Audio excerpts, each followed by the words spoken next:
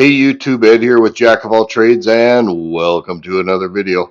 So what we're going to talk about today is the Browning Buckmark pistol. So let's go ahead and get right into the video.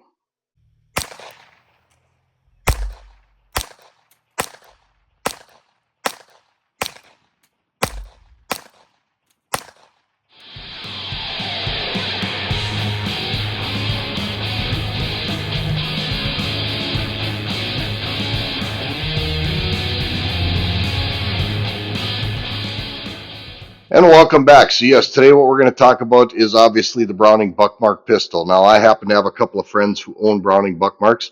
I unfortunately do not, and just give a quick shout out to those guys, say thank you for letting me borrow these firearms to do this video.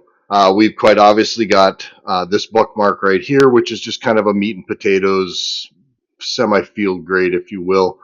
Sports a 6-inch barrel, pretty basic Buckmark. And then you've got this 10-inch bull barrel behemoth, which is also a Buckmark. And actually, I had the opportunity to own that gun, and I screwed up, and I didn't buy it. Hindsight's always 20/20. And I have told the current owner on numerous occasions that if he ever wants to sell it, he doesn't have to look any further than me, but I don't think I'll ever get a hold of this pistol. Regardless, today we're going to talk about the Browning Buckmark pistol. So the Browning Buckmark pistol is a 22 long rifle semi-automatic pistol that has a pretty deep history rooted in the company's development from the Challenger all the way up to the Buckmark as we know it today. Developed in 1985 to replace the Challenger and the international models, the Buckmark has become one of Browning's most successful and long-standing rimfire pistols. Now, Browning's Buckmark pistol lineage can actually be traced all the way back to the Colt Woodsman, which was designed by John Browning in 1914. Later on in 1962, the Nomad was introduced along with the Challenger pistol. Now, the Nomad, while incorporating some of Browning's original design, proved to be pretty expensive to manufacture, and Browning eventually ceased Nomad production in 1972. Now, the Challenger pistol was introduced at the same time as the Nomad as a more affordable alternative to the Nomad, and it went through several iterations and continued to carry the torch for the Browning Company. And those iterations that it went to included the Challenger 2, the Challenger 3, with the Challenger 3 finally ending up with an aluminum frame, which was designed to reduce weight and cost. The Challenger pistol actually remained in production up until 1985 when the Buckmark took over. In an attempt to compete with Ruger and other manufacturers, Browning redesigned the Challenger pistol in 1985 to the Buckmark that we know today. This redesign was headed up by Joe Badali, who was Browning's chief engineer at the time, and incorporated several new technologies and refinements in the design, making the Buckmark a very successful pistol for Browning. In an interesting story of which came first, the chicken or the egg, the Browning Buckmark logo, which featured the deer head, actually predates the Browning Buckmark pistol. It is widely thought of that the Buckmark pistol is actually what brought that logo into the fold, but that's just simply not true. The Buckmark logo actually came into being in 1978 with the Centennial catalog. Since its introduction, the Buckmark has been a popular choice for plinking and competitive shooting, and its design continues to evolve with new models and features, and they just continue to expand the line of Buckmark pistols. Now, the Browning Buckmark pistol is a straight blowback operation semi-automatic pistol with a very simple and reliable design. The frame is made out of aircraft grade aluminum. It has a stainless steel or steel slide depending on which model you get, and the gun usually comes with a steel or a stainless steel barrel, although there are some models that have an aluminum barrel with a steel sleeve insert. It all just really depends on the model you get. You can get it with a wide variety of sights. You can get it without sights. Some of them have Picatinny rails. Some of them are set up to allow for optics on the top. It just kind of varies by model. All Browning Buckmark pistols come with hardened steel 10-round magazines. That hardened steel does a really good job of prolonging life and longevity of these magazines, and they're actually very good, reliable magazines. There is there's oftentimes guys who own Ruger Mark II and Mark III and Mark IV pistols that say sometimes these magazines need a little bit of tweaking. I have not heard that with the Buckmark pistols. I've heard their magazines are very good right from the factory, and they're very reliable. The Browning Buckmark pistol also has an 18-degree grip angle, and with controls that are very reminiscent to a 1911 style pistol, the Browning Buckmark is a very comfortable firearm to shoot. It's got a wide variety of models, barrel lengths, grips, and options, and there is certainly a Browning Buckmark pistol out there that will fit the needs and desires of the shooter.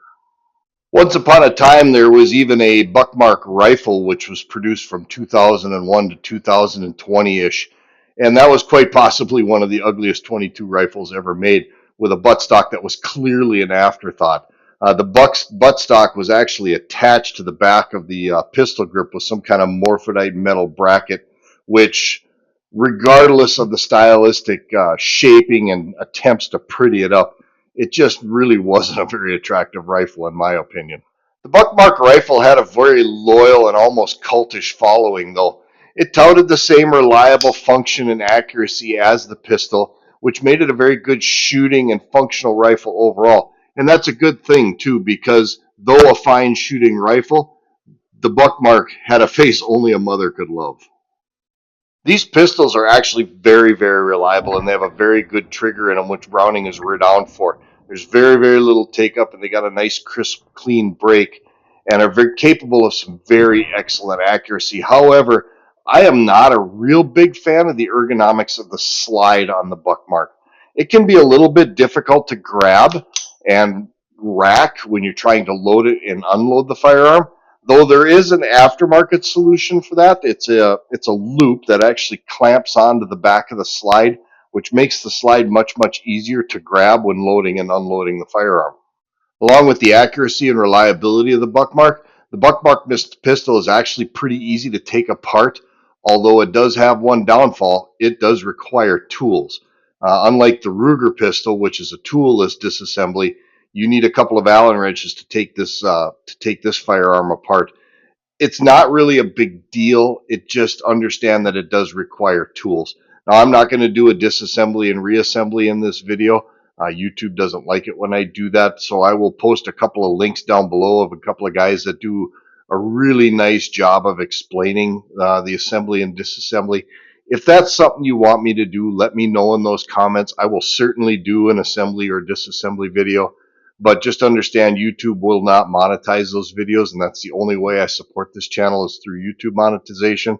So if you do want me to do an assembly, disassembly, let me know in those comments. I'll bite the bullet if I may be allowed that pun, and I will do an assembly, disassembly video of this firearm.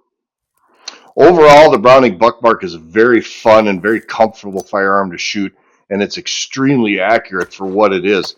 It's very well balanced. It's got the controls are very intuitive. They're very easy to find. Like I said, it's much that of a 1911, and they're actually quite well balanced. Even this 10-inch Behemoth bull barrel is quite nice to shoot. It balances better than I thought it would, and all this weight out on the end of it really reduces any kind of muzzle flip or recoil, and it makes it just a very, very accurate gun to shoot. And this field grade model here is also very accurate to shoot.